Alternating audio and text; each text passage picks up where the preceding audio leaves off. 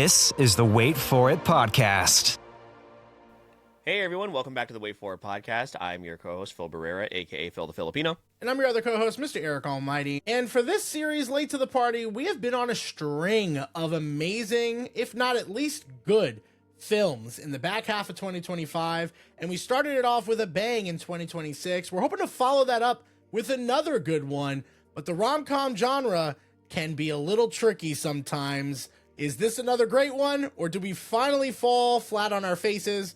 Well, you're going to find out as we talk about When Harry Met Sally. Yeah, we have covered one of America's sweethearts and Julia Roberts. Now we're moving on to Meg Ryan and, of course, her co-star in Billy Crystal, which was weird seeing a young Billy Crystal because as an adult, I only know old Billy Crystal. So seeing him so young was really, really jarring. But this is regarded as one of the tentpole best rom-coms of all time, right up there, with the with Pretty Woman and some of the other films that you hear about when you're talking about the rom-com genre. And yeah, like you said, Eric, rom-coms can age really poorly, and I think it's probably the genre that's had a lot of difficulty evolving over the years as well, just because of societal norms changing and all of that kind of stuff. So very interested to see how we feel that this holds up. Also directed by the late Rob Reiner. Haven't seen a ton of his work, but I have seen a lot of people after what tragically happened to him and his wife talk about just what a welcoming person he is. Obviously the Princess Bride, that's one that comes to mind immediately. But so very, very excited to jump into his filmography as well. So if you're brand new to the podcast, welcome to the month of February, the February slate of episodes. We're off to a really great start here. And if you want to know where you can find the rest of our episodes, whether you're new or if you need a reminder, make sure you stick around till the end of the episode. Let's jump into this. Eric, this is the longest Letterboxd. I don't know if you're on the Harry Met Sally Letterboxd page. This is the longest synopsis I've seen for any movie that we've ever done. This is absurd. So here's the tagline. Let me take a deep breath here. Jesus Christ. Okay. Can two friends sleep together and still love each other in the morning? Sex always gets in the way of friendships between men and women. At least that's what Harry Burns believes. So when Harry meets Sally Albright and a deep friendship blossoms between them, Harry's determined not to let his attraction to Sally destroy it. But when a night of weakness ends in a morning of panic, can the pair avoid succumbing to Harry's fears by remaining friends and admitting they just might be the perfect match for each other? You almost made it all the way through there. That was really good. Who the hell wrote all of that? Are you kidding me? Kind of the whole movie, but also kind of not. Oh my goodness. Anyway, so Harry Met Sally, 1989. It's a brisk hour and a half rom-com, and Eric, I'll throw it to you first here. What made you want to put this on the docket for us? We had a lot of success, of course, watching Pretty Woman last year. You specifically, as it's now one of your favorite films of all time. Not mad at you at all for that that opinion. So yeah, Harry Met Sally, why are we here? Yeah, I mean, it really just comes down to the fact that in the month of February, we typically find a way to add that little romance element, right? We really don't do a lot of themed episodes, honestly. We're not really going full America in the month of July, that we did Top Gun, I think, in August. Unless, but I don't think we do a lot of themes outside of Halloween, and for some reason, obviously Christmas. The only other holiday we really do this for the podcast, where we kind of cater episodes to the theme of the month, is February for some reason. And that's really easy to do with rom-coms. We've watched films like The Big Sick is one that you recommended. Pretty Woman, we went down that rabbit hole last year. And then there's been stuff on the international side that has been easy to get into in that genre as well. So when I was looking for movies that fit the billing we were looking for, like you mentioned, When Harry Met Sally comes up very often. And a film that came out in 1989, those 80s, early 90s rom-coms isn't exactly our bag. Even though you're more of the rom-com overall guy than I am, I think we both just missed the mark on this one. And I think it was well overdue for, Meg Ryan, who might be the queen of rom-coms, some would say, And Billy Crystal, which is such an interesting insert here, also made me realize I had not seen a lot of early Billy Crystal movies in general. Yeah, that's why I said, like, in the beginning of this movie, I was like, who's that guy? I was like, when is Billy Crystal going to be in the movie? And then, she calls him Harry. I was like, oh, okay. I didn't even recognize you there, Billy. So yeah, this is a very, I think, quotable movie as well. A lot of iconic moments that people like to go back to, whether it be the scene in the diner or the climax of the film. There are a lot of quotable moments, and I think that's why a lot of people hold it in very, very high regard. Talked about this before we started in the Patreon portion of this episode, so if you'd like to gain access to those conversations, Eric will let you know about that at the end of the episode. But we're on a pretty good run when it comes to the films that we've been watching, not only with International Feature but also for Late to the Party. So it's like, as this continues, I'm like, we're like overdue for one that maybe we don't enjoy. So I get like a little bit more nervous as we go. So we'll jump into our takeaways here, Eric, and I'll just kind of put all those, kind of that to rest here right now. I really, really like this movie, man. They are both really incredibly charming. Meg Ryan, like, man, I get it. Just like we did. And Meg Ryan and Julia Roberts, they're already stunning here now today. But seeing them back in the 80s and 90s, like, you kind of get a glimpse of like how people our age, like, are also in their 20s, like going in to see this movie, going to see Julia Roberts, going to see Meg Ryan. You're like, okay, I understand what is going on here. She is stunning. And they just had a really solid chemistry. I guess my first takeaway, I'll focus specifically on Sally and Meg Ryan, because one of the things that I really liked about this film, of course, is this character, and that she is very much true to herself. There are a lot of tropes in rom-com where the woman specifically has to bend or break into some sort of, again, societal norm or social norm in order to get the guy or have this happy ending. And Sally is very true to herself from beginning to end. She knows what she wants. She knows that she doesn't have to give up anything in her career to obtain what she is looking for. And she's also adaptable with what she does eventually figure out that she wants. And when that person that was in her life at that time will not give that to her, she knows that she has reached the peak of that relationship. There's nowhere else to go. So there's a lot of really great character development with Sally here. And again, I just really loved how she just stayed true to herself from beginning to end. And Eric, is probably one of the reasons why this movie is still so popular today. Yeah, and it's really funny that you decided, because we don't talk about like what we're going to do for, we know we're going to talk about three things when we're talking about the movie. That's the format we've adopted, but we don't talk about what those three things are. So it's very funny you decided to go Meg Ryan here, because I was going to kind of focus on Billy Crystal. Love Meg Ryan here. Now, I can understand, what I'm going to say is, I can understand if what you don't like about this is Harry. If you don't like Billy Crystal's character, I think that's kind of the point. But Phil, when I was watching this, I kind of thought like this was a version of me at 100%, like unfiltered. Like, you know how I tend to say stuff all the time that just like, maybe you don't have to say that. Like, maybe no, I'm aware. No, maybe you can just keep it in here. Well, that's just not how I operate. So like, I feel like I'm working at like 60%, maybe 70% of this version of a person in Harry Burns, because I just really related to the type of comedy that was on display. He was just very deadpan at times. You could tell like he was being funny. He knew he was being funny, but it also had like a genuine hint of realness of like, no, that's actually like just the way he talks, the way he behaves.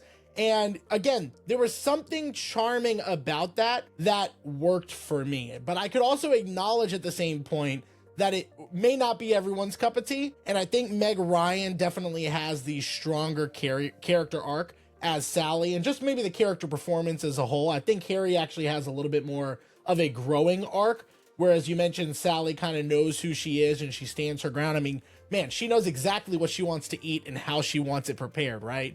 So I think that's the biggest discrepancy between the two, but I think those two dynamics between both of these characters is what made the romance work for me by the end. Yeah, and it feels very grounded. You know, another rom-com trope is there is this grand gesture, and we do get a grand gesture here, but it's not, you know, Ross, you know, or Rachel going to the airport and chasing somebody down. You know, it's not like this incredible display that happens. Like, it's not a thinking of like a modern rom-com, like a Crazy Rich Asians, which is fanatical. That's part of the thing, is the fantasy of it, and the the big expressive confessions of love is a big part of that film, of course. But here, again, it does feel very, very grounded in also, just real, like a real relationship. We hear a lot about people that were friends first, and then, they, at one point, they've known each other throughout their entire lives, and then eventually do find each other. And I think, again, that's another reason why this movie, even so far into the future, we're what is it, 1990? So, 30 years past now, that people are finding this or go back to it and rewatch it because they can find themselves in probably a lot of the characters in this, not just Harry and Sally, but also between what was her name, Marie, and I can't remember the name of Joe. Jess.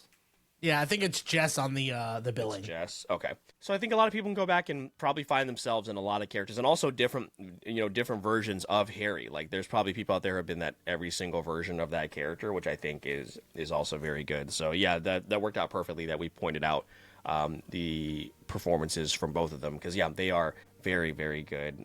Meg Ryan, still out of probably anybody's anybody's class or anybody's grasp that's in this film, but still really, really good.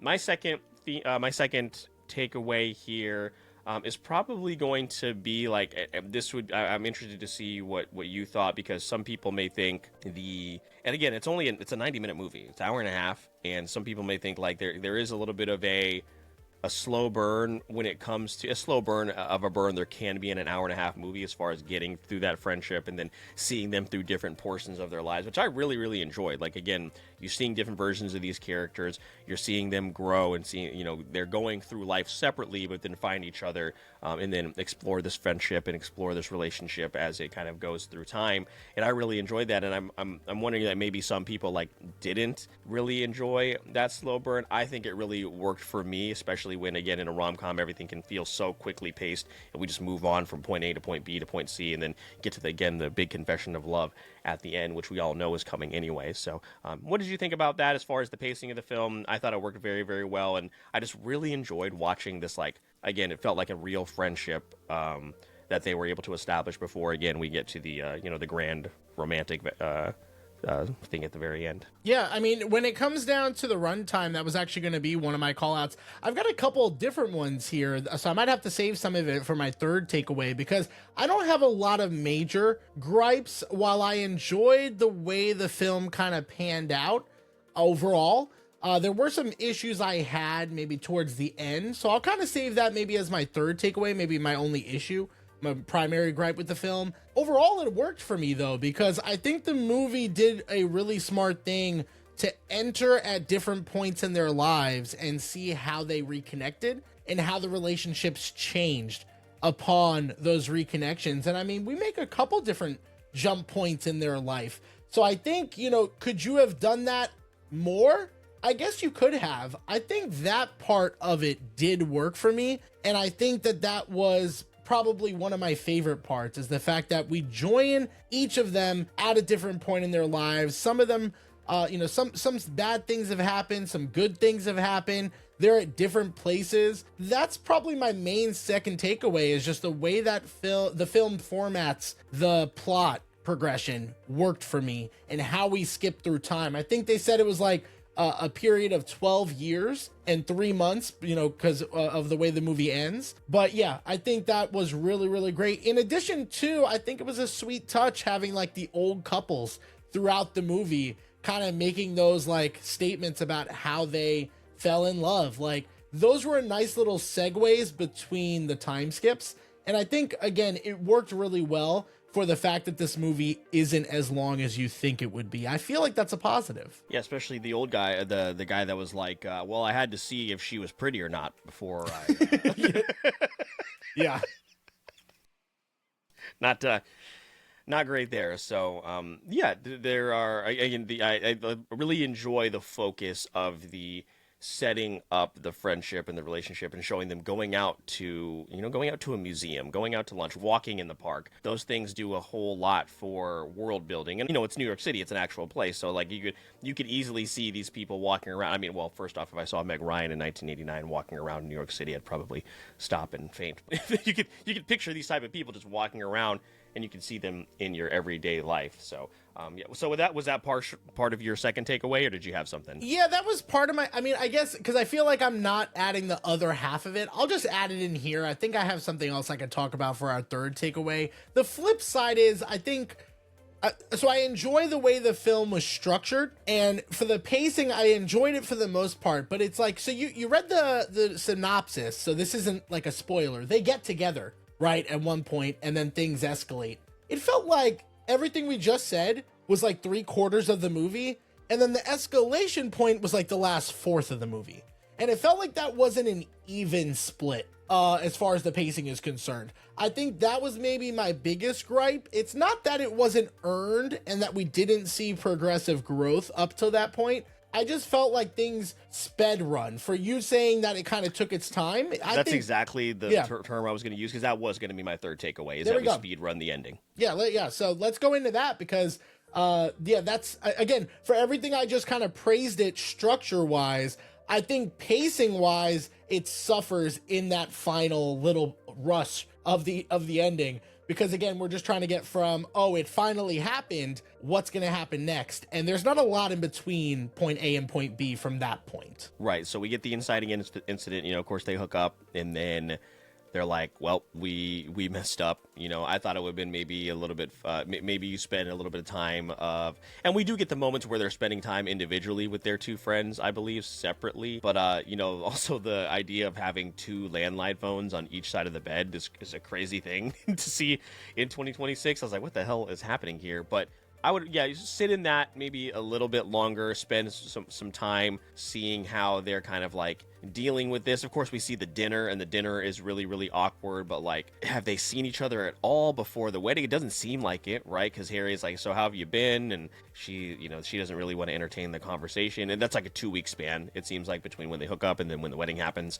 And, sit in there just a little bit. And then you get the quick montage of him calling her, and it never, she's not picking up, and all of that. So yeah, we get a great chunk there, like we talked about in the middle, where it's building this actual friendship and relationship, and then we do, like you said, speed run the end, which is a little bummer. Maybe an extra 10-15 minutes, but that's just what I thought. It sounds like we landed the same there. Yeah, and for my third takeaway, before I get to that, because it's about one specific part that I think is maybe a hot take. The rated R-ness of this movie is just in the fact that I think Meg Ryan says fuck twice. Like, yes, I think that's you only got one fuck back then. Yeah, so I don't know, like, if that had anything to do, because, like, again, we don't know enough of the politicking that was happening, leading up to the 1989 release of this film. I mean, that was such a different time. Where now we're dealing with the Netflix drama. Will they release it in theaters? Like, it's just such a different time in how stuff gets made. So I don't know what the politicking was around it, but I do wonder, when we talk about the runtime, to wrap up this point, I wonder if the R rating had anything to do with it having to be maybe a little bit shorter. Maybe, again, more of a limited audience. Who knows? Maybe a story is out there that tells us the answer for that. But for my third takeaway, and this is really not much of a nitpick, like, it didn't really affect my score that much, but I thought I would enjoy this part more than I did. How did you feel about the orgasm scene? Because I really felt it was out of place. Like, I was like, I've always known of it, but in the context of her character, and then just like leading up to that point, like, it's funny, okay, I guess, for its time. Maybe that was the only time. We kind of talked about rom-coms not aging very well. I don't know. It was just something about that scene. I was like, oh, that's the scene. I didn't like that as much as I thought I would. Yeah, it's very much of its time. It's cheeky. And it just also, it's an interesting progression of Sally's character, who is still very much reserved. It seemed like, from what she still doesn't talk about, like, her hookups, right? She's still not doing that. She's still not doing anything, of course, that Harry's doing, as far as we know. She could obviously be keeping that secret. That could be part of that. But yeah, the big thing about this scene is, I'll have what she's having. That's the whole punchline that gets there. So yeah, it's I definitely had to I knew what was about to happen, so I was like, shit, I gotta turn my TV down really quick, before someone comes in and I attract the attention that I don't want. So well, listen, I'm not saying I didn't enjoy it, Meg Ryan. Hey, but I'm just saying, again, because the only other version of this I've seen is the Super Bowl commercial, and Sydney Sweeney is on it. Yeah, and so that's unfortunate that Sydney Sweeney is there. So that's the only thing that I've seen as far as that actual part. So, I don't necessarily feel one way or another about it. It was like, oh, this is the 80s, the 90s. Yeah, I guess that's they had to put. Actually, there is a whole section about this scene on the Wikipedia page. It's a pretty iconic scene. Yeah. This is the memorable scene was born when the film started to focus too much on Harry. Crystal remembers saying, quote, "We need something for Sally to talk about," and Nora said, "Well, faking orgasm is a great one." And right away we said, well, the subject is good. And then Meg came on board, and we talked to her about the nature of the idea, and she said, well, why don't I just fake one, just do one? Ryan suggested the scene take place in a restaurant, and Crystal came up with the classic punchline. So yeah, and also again, shout out to the writer of this, Nora Ephron, who again is very much credited, of course, with going out of her way to make sure that Sally is this really independent character. When she's at the helm here, did a great job as far as writing the script. Yeah, iconic scene, but yeah, I just was I kind of just glossed over. I was like, yeah, that's something that would happen. Yeah, in an 80s, 90s rom-com movie. And again, not everything is going to age well, I think, for a first-time watch. So I was just very curious where you landed. Maybe I was being a little bit too pessimistic. Maybe I was being too Billy Crystal, in this movie. I was being too much like Harry. God, he was really funny, man. He had a lot of really, he's going a million miles per hour. That's why it's so awkward after they hook up and he just can't find anything to talk about. You're like, he hasn't had an issue talking to her at all. That was such an interesting point. Such an interesting point, though, because he was valid. He was making that point of we just had nothing to talk about. Normally when I do this, because they played very much into the way that he would just kind of up and leave, right? Because he didn't want to be there. But when he did have to be there, he would just be able to quickly talk his way out of it. Where with her, he had been so open with her. He was like, oh my God, I want to be here and I have nothing to say. It was almost like a complete different way of handling the situation, but ending up in the same result it's always been for him. So that was extremely interesting. I do wonder, Phil, because now that we've gone through our three takeaways, we are going to go through our scores, how the movie was received, and then we're going to compare it to some other films as well. I did want to ask about the ending, about them being together, and the fact that the original ending was that they weren't going to end up together. That actually changed because the breakup way. that actually changed because love was in the air in real life, and that direction in real life changed the course of the movie, for how it was led and how it was originally going to be perceived. Because I do believe Billy Crystal's character was supposed to represent Rob Reiner a lot, and that I believe he either met his wife or he was in the middle of dating who would become his wife at that time, and he ended up changing the ending of the film, if I read that correctly. So would you have enjoyed this movie as much if they didn't end up together? And I ask that as a rhetorical because one of your favorite movies is La La Land, so you love when they don't end up together. They were together at the right time, and then they split off, and they were very successful, and they still love each other. So this is like reverse La La Land, where they're not right for each other until towards the end. Okay. I think because of the theme of the film, the themes that they are discussing and trying to drive home, I would have been okay, I think, with the original ending. But I do believe that because the chemistry there is so strong, and you see Harry be vulnerable with her and also be open, and he's explaining the batting cage, it's yeah, I can tell her anything, and she's also going, and she is meeting him on that level as far as being you should calling him out and not dealing with his shit, and that is immediately right away she is his his perfect sparring partner. So I think I would have been okay with that. I would like to see maybe how they handle some of those other moments where there are those little glances they're giving each other when they're dating other people, or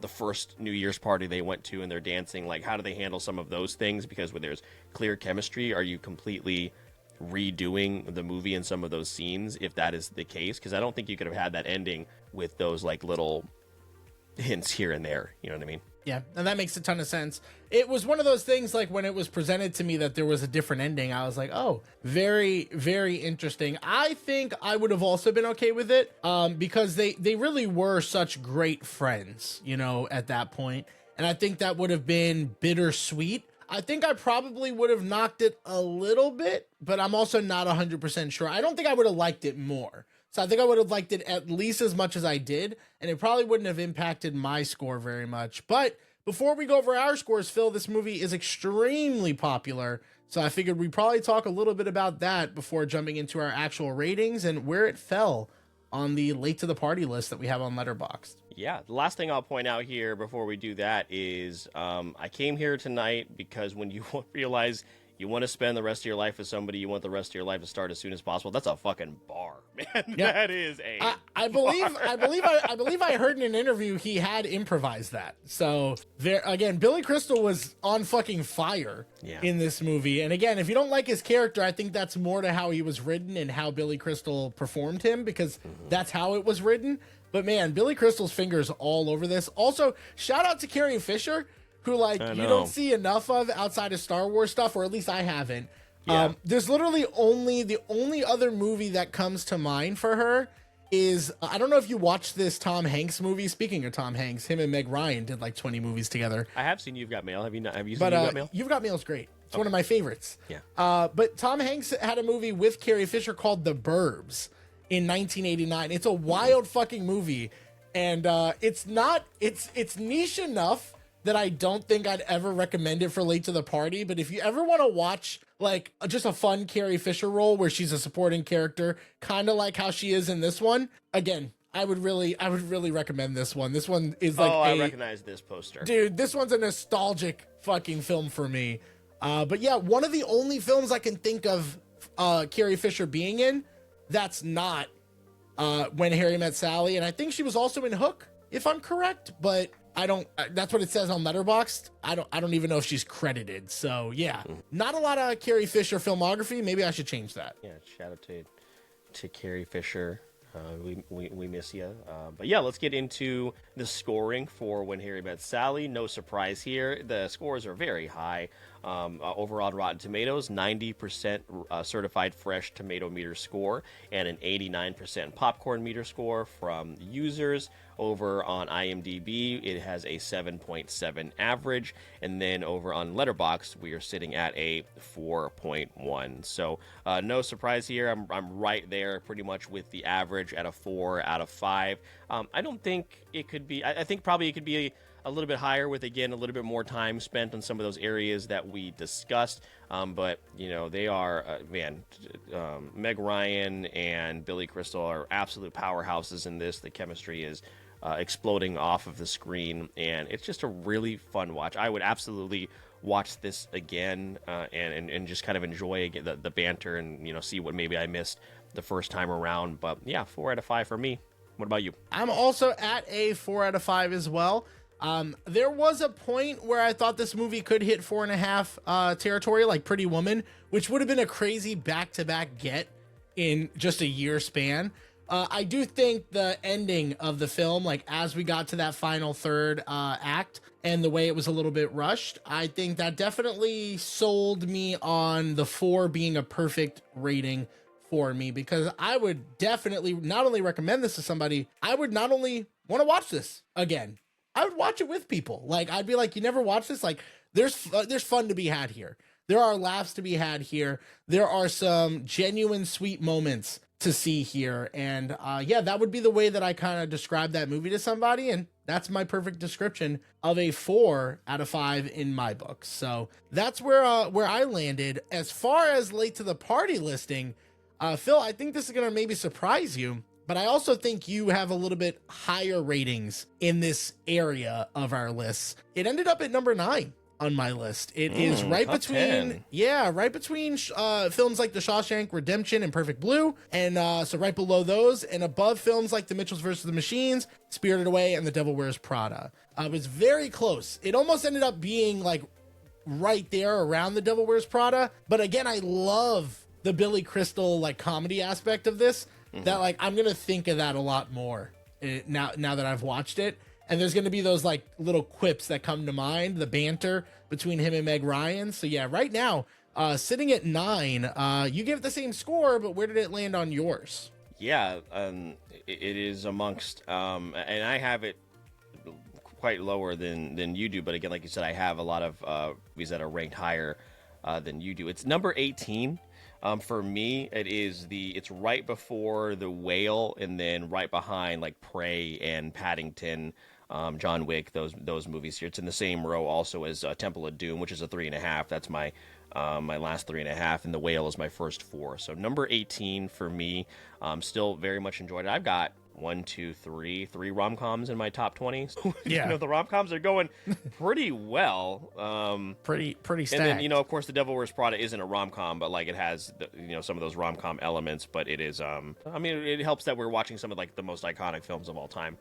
As well. Well, listen, we've been watching the most iconic films of all time, except for a few exceptions, like like Lego Ninjago that one month. Well, no, I meant rom-com specifically. Yeah, but like in general. And then Eric wants to watch fucking Owls of Gahul yes, later this year. Legends of the Guardians, Owls of Gahul, guys. It's coming up soon. Owls of Gabagool. Listen, join that Patreon and vote for it. That's what I say. Please. If you want it sooner. Don't do that. But yeah, no. What I mean is like we've watched all these classics, but rom-com or not, it doesn't always go that way just because they're classics. So I think the fact that we have landed so positively on them, and then the other thing, Phil, is that we also kind of tend to be a little harsher on older movies in the rom-com genre. That hasn't been an issue, even though we can acknowledge certain things or certain movies don't age very well. So I'm wondering when that coin is going to flip on the other side for us. For now, it's been landing on heads every time, and we called it. Yeah, I think it's just going to depend on because these leading actresses are so good, like Julia Roberts,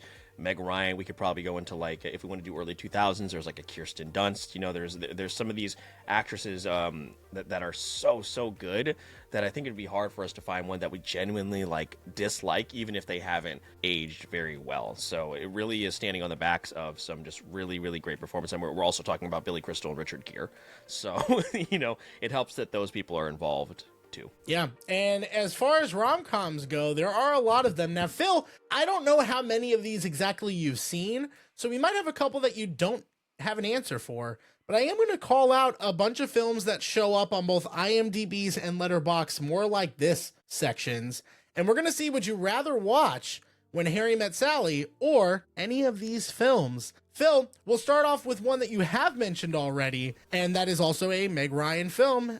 Would you rather watch Harry Met Sally or You've Got Mail? Oh man, I gotta go You've Got Mail. It's really hard to pick somebody over Tom Hanks. As good as Billy Crystal is, I'm gonna go You've Got Mail. Yeah, it's probably the right call. Did you ever watch Sleepless in Seattle? I have not. I think we've discussed that here, right? I think we have. That might have to be one, because I think I've seen parts of it, but that's never the Tom Hanks, Meg Ryan movie I think of. I always think of You Got Mail. Same here. Yeah. I don't know if you've seen this film, but I have a feeling you did.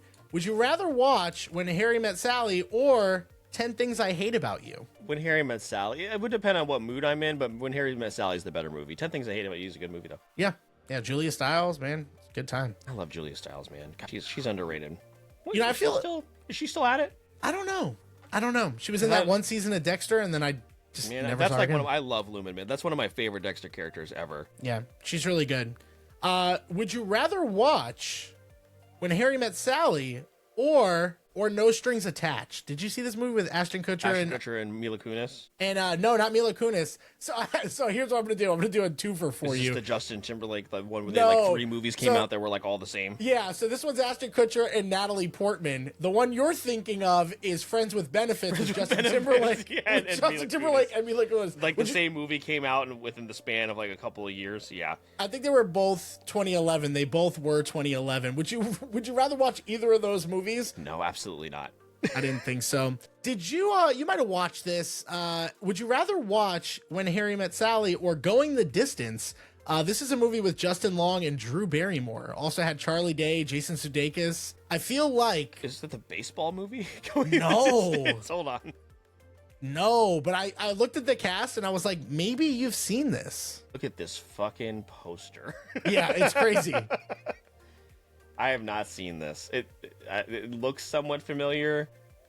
God, Justin Long has a crazy... I don't know if you guys have seen Justin Long's dating history, but that guy is batting at like 1,000. He's killing it. Respect, sir. I haven't seen it. Would you rather watch When Harry Met Sally or I Love You, Man? I Love You, Man. I Love You, Man is one of those modern rom-coms that and it's not even... It is a rom-com, but it's a bromance rom-com, and I love that movie. I think it's underrated and underappreciated as far as the Apatow era. Would you rather watch When Harry Met Sally or How to Lose a Guy in 10 Days? Is that Kate Hudson? Yeah, Matthew McConaughey, Kate Hudson. Damn, that's a good movie. I think When Harry Met Sally, I would take Billy Crystal over Matthew McConaughey's character there, but that's fair. That's tough. That's fair. We got a couple more. Would you rather watch, and I guess we'll just get this one out of the way now. Would you rather watch When Harry Met Sally or Pretty Woman? Still Pretty Woman. Yeah. Still Pretty Woman. The right call. Right call. Would you rather watch When Harry Met Sally or Hitch? Oh, Hitch. I love Hitch, man. Dude, Hitch is so good. Did I rate this Hitch movie? I gave it a 3.5. I'm going to change that to a 4. Yeah, Hitch is... maybe a 4.5, but I'm going to leave it at a 4 for now. Prime Eva Mendes, Will Smith, before we knew so much about his personal life. Yeah. And, there's so many more that we could go through. I think the last one I'll probably do is When Harry Met Sally or Crazy Stupid Love. Crazy Stupid Love. Stupid Love is an insane... That's one of those movies you wish you could erase from your mind and watch it again for the first time. For sure. Yeah, no, that's, 4.5 right there. It's so fucking good. That is, I think that's our list. We could probably keep going down the list. There's some Adam Sandler ones that are popping up in here, like 50 First Dates. 50 First Dates is a good movie. It's not bad. I mean, it's like objectively bad. Yeah. Didn't we do when we were still doing Up High Down Low? We did it with the girls from Game of Thrones, and I'm pretty sure one of them put 50 First Dates on there down low because it's a horror film. It is. Imagine waking up with 3 children and being 2 children and being pregnant on a boat every day, and then watching a video gaslighting you. Yeah, pretty crazy. But you wanted this. That is our late to the party for the month of February. Another success, man. I don't know when it's gonna end, but I hope no time soon. We are on a run. I just want to put this out here. We as far as like a bonus episode or something on stream, we're building up towards a rom-com bracket. I hope you understand. We're getting close. It's starting to happen. That I think would be a lot of fun, like on Twitch or Patreon or something like that. Yeah, it'd be a good time.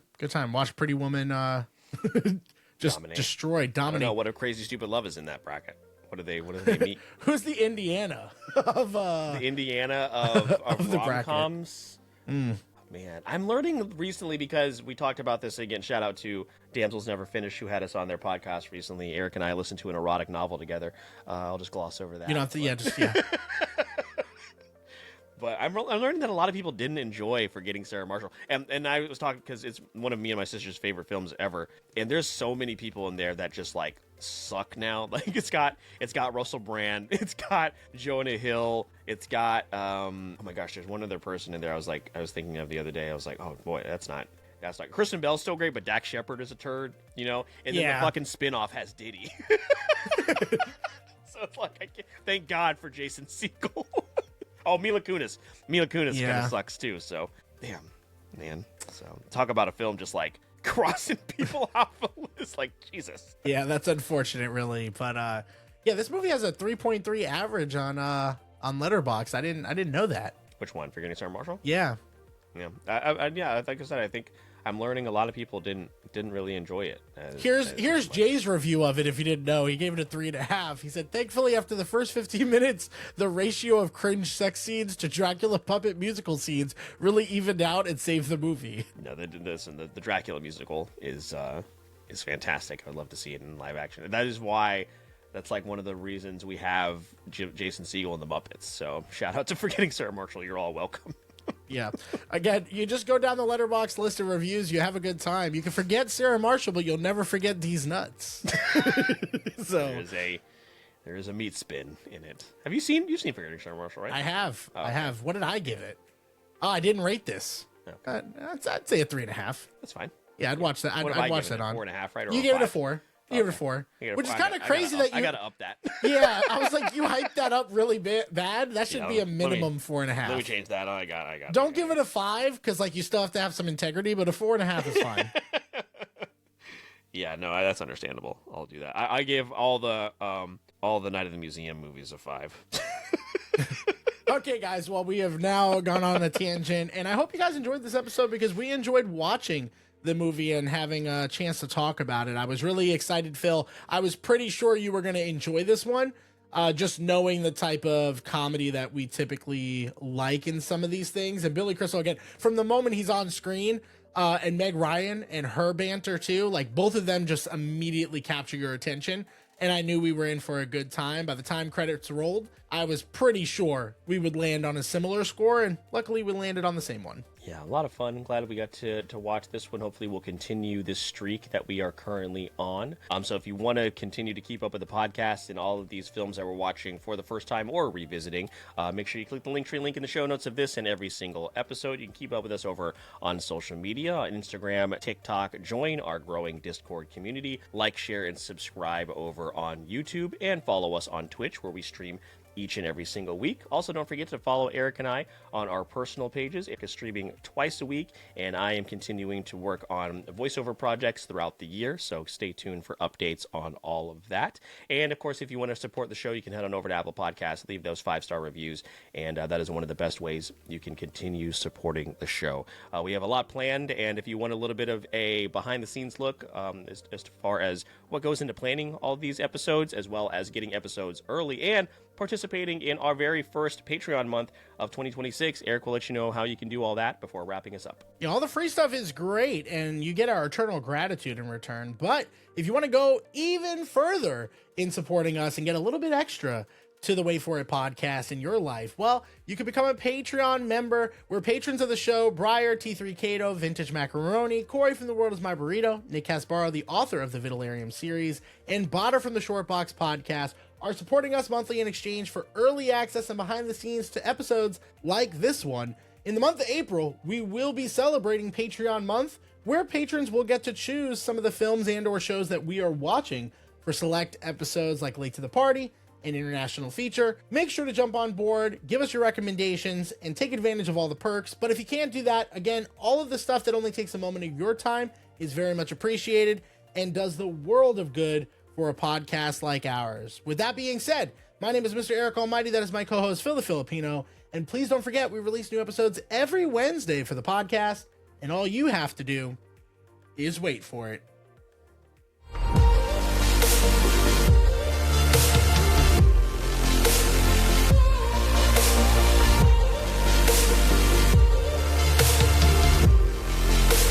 This is the Wait For It podcast.